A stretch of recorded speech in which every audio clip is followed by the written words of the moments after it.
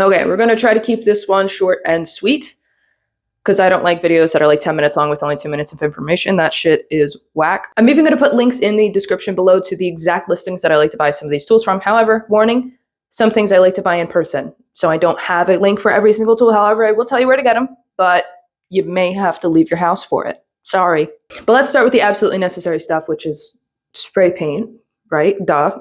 So I prefer to use hardcore. That's just, well, the keyword there was prefer. It's all personal preference. Don't think too much into this one. It really doesn't matter as much as you might think it does. A few other really popular brands that I see other artists use is like Montana Black, Gold, Iron Lac, Krylon even. I even see some people still using Rust-Oleum. Really, there is no right brand. Like I said, just don't think too much into it. Now, whatever brand of paint that you are interested in, I recommend that you check out Blick first. That is B-L-I-C-K. They have some physical stores in the bigger cities. Is this thing even on? It is.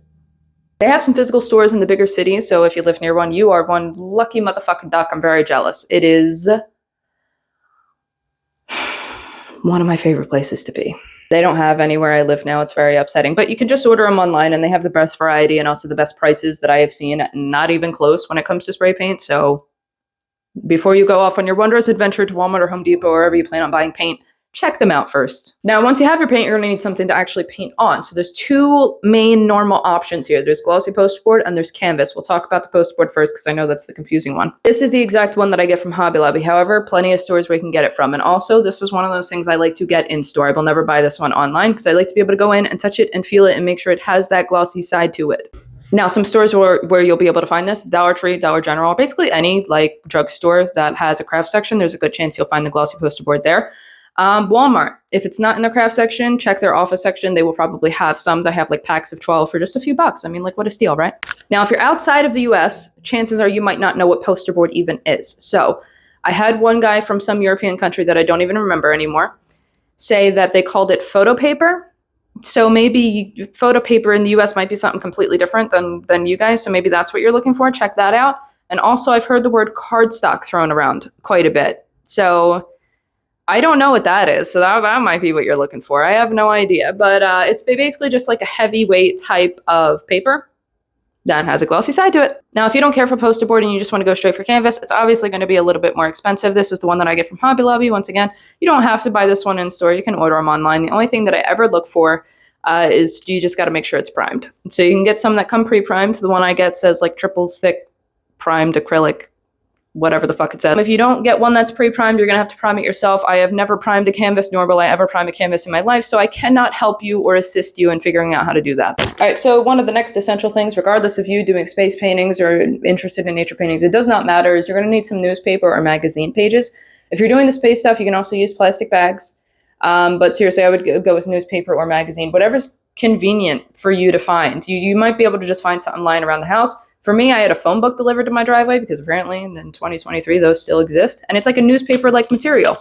So that's what I've been using. So it's just up to you. If you don't have anything lying around, go to wherever you buy newspapers from. I don't know where you do that. So if you're interested in the space stuff, you're obviously going to need some planet stencils. So these are just circles, okay? So go to your kitchen, see if there's anything you're willing to ruin or throw away, like cups or bowls or plates. Here's one of mine. This was a lid to what I believe to be a can of peanuts, is what it probably was. It can be literally anything. So if you don't have anything lying around your house, go to Walmart, pick up some plates. They have plates there for 50 cents. They're just circles. That's it.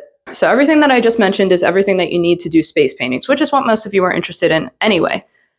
Now, here's a thing that I know might upset a couple of people. And to the people who are upset and you're about to comment something, just know, I don't give a fuck, okay? Argue with a wall. You're not going to change my mind on this.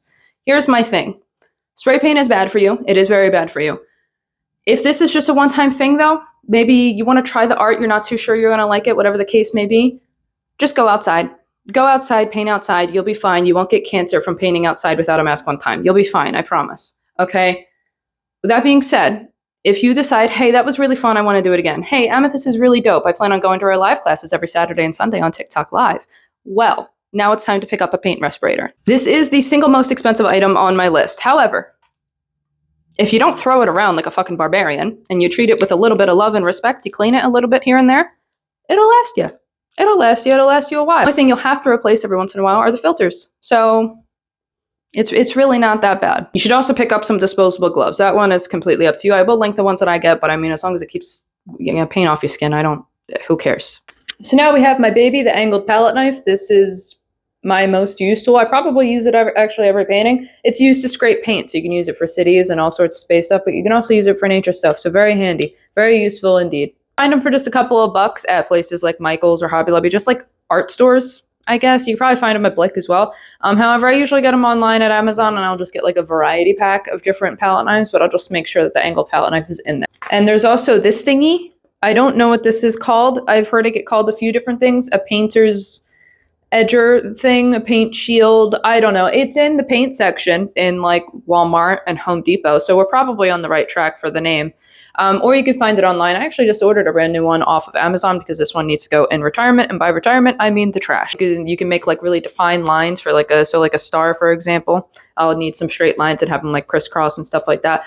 But I also have this, like a putty knife. It might be like 4 or 5 inches long. It does the same exact thing. It's just this one's more comfortable to hold in the hand. So I have both. So, you know, to each their own, I guess. When it comes to all sorts of nature stuff, I use synthetic sponge, and it's not like kitchen sponge, which is usually what people think that it would be because they hear the word sponge. It's more like a foam, like those cheap foam brushes that you can find. It's like a piece of foam on a stick. It's like that kind of material. I think the listing that I buy it from calls it grouting sponge, but I guess that's just what grouting sponge is. It's like the same thing. I don't know. But I get them in like big chunks and then I cut them up. I do use tape. I've been using this more and more often you can make like crescent moons or like any sorts of planets using a roll of tape. I also use it, of course, to just tape down my poster board so they don't move around.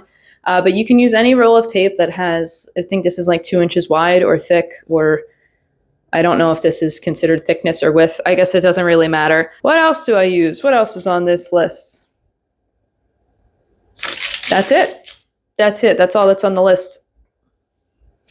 I don't really use anything crazy. So if you guys have any questions, let me know, but that's it.